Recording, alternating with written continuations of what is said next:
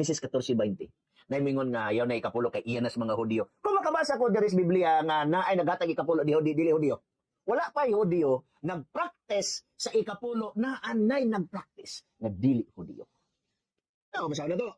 O dalaigo ng Dios nga labing labaw na nagtugyan sa imong mga kaaway nga sa imong kamot. O si Abraham mihatag kaniya sa mga bahin nga ikapulo sa tanan. Kinsa naghatag si Abraham? Question. Pamatod ko sa Biblia nga si Abraham Hudyo. Tagaan pa mo og 100 pesos. Kaya mo may ako makaya. Ha? Tagaan ta mo 100. Baka pamatuod gani mo sa Biblia nga si Abraham Hudyo, saludar ko. Pero kung di mo ka pamatuod nga si Abraham Hudyo, mapugos gid mo pag-admit na nasayop mo nga moingon nga ang ikapulo iyara sa mga Hudyo.